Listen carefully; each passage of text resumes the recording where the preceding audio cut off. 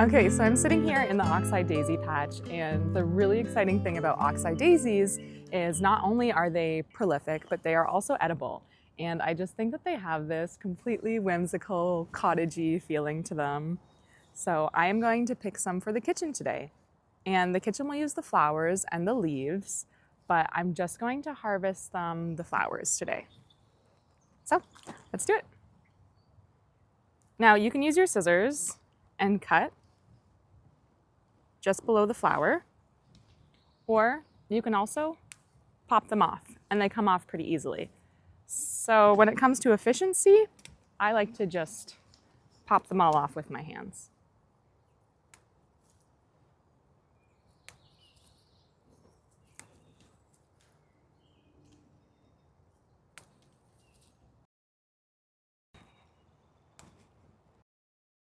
You can usually do 2 or 3 at a time. There we go. It's always a good idea to check for bugs and even just give them a little bit of tap so that the bugs have time to either fly away or crawl away. I love how abundant they are and how it just feels like a complete sea of daisies. I've never actually tried the leaves before, but apparently they're really good to use as kind of like an herb on salads. It kind of tastes like celery, but more herbal and maybe slightly lemony. Try and grab the flowers that have a more yellow center than they do a gray center. As the centers start to gray, the flowers are starting to die, so they're just not as fresh.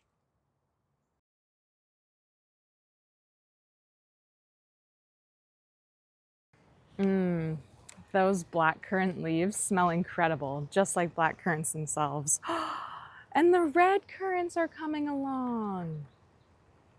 Wow, so exciting. Oh, these are golden raspberries. Oh my goodness, we're going to get so many. Now for these daisies, I am going to just kind of spread them out here on a clean paper towel, or of course you could use a tea towel. And that is because I just want any remaining little bugs that might still be in them to get the chance to crawl away. I'm also going to share some tips at the end of this video about how to prepare your flowers so they could last for weeks or even months in the fridge.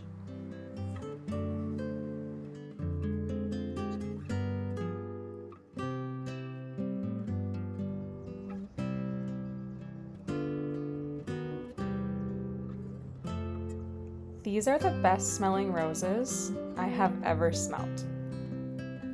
They are also abundant and continue to put out new blooms every day.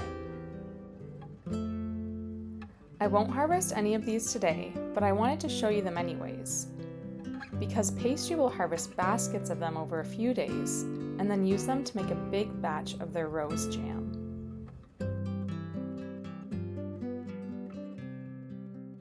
So a lot of things benefit from being harvested in water, and it is okay to harvest flowers in water as well.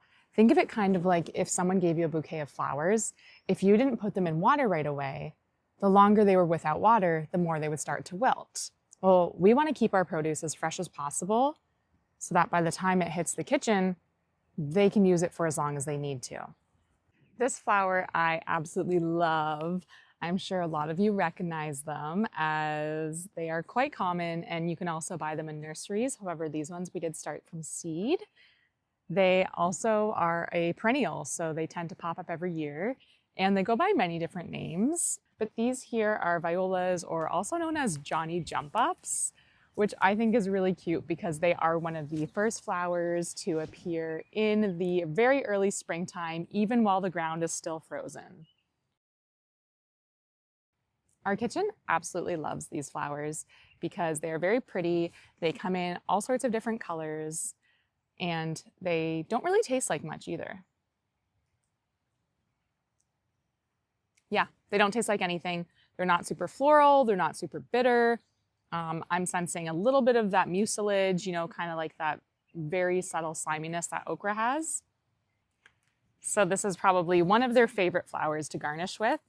And the tricky part for me as a gardener is that they would like this flower all year round. However, because this flower is so cold tolerant, it actually isn't very heat tolerant. As summer temperatures start to rise, you will notice that your flowers will stop blooming.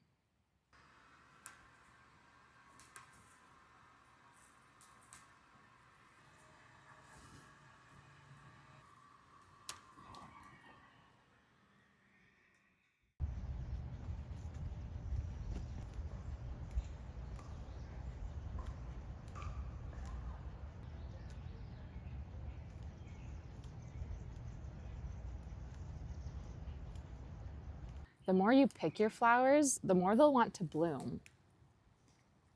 So picking your flowers actually encourages more blooms.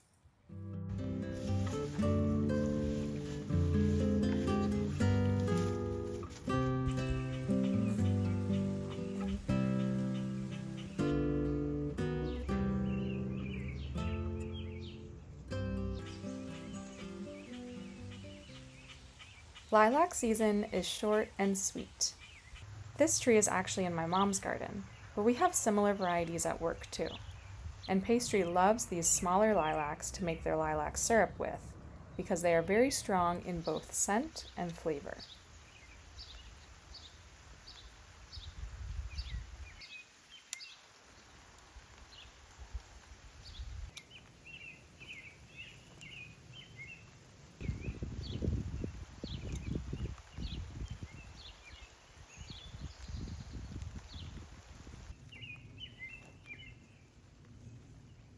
I do have a tip for removing the petals that I'll share with you later on.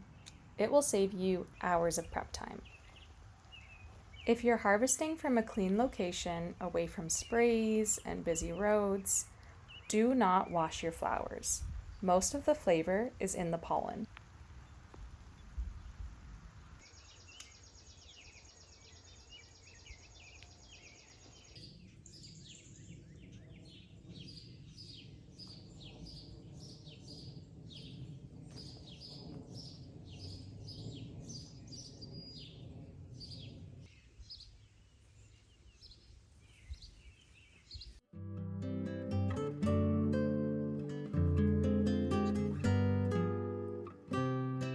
Dianthus are perennials, which means they will come back every year.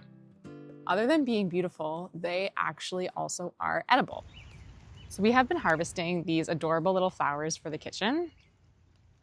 They come in, as you can see, all sorts of different colors, beautiful shades of pinks, purples, whites. Those are my favorite colors in the garden.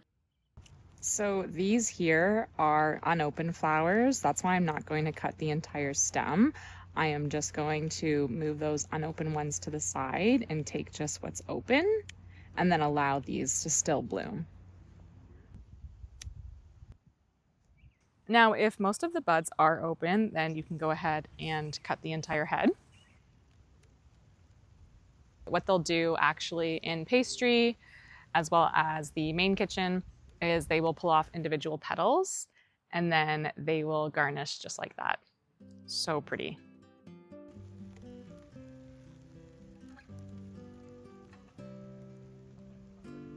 There are some flowers that you would not want to wash, like lilacs, because the flavor is in the pollen.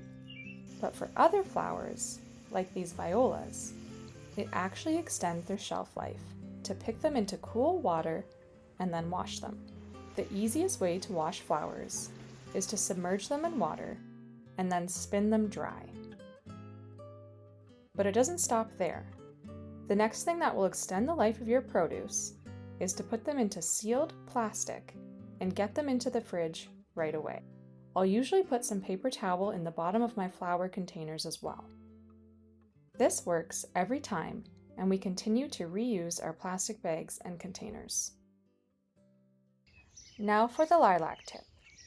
If you try to pull off every petal the day you pick them, it'll take forever. Instead, seal the lilacs in a plastic bag and pop them in the fridge for a day or two.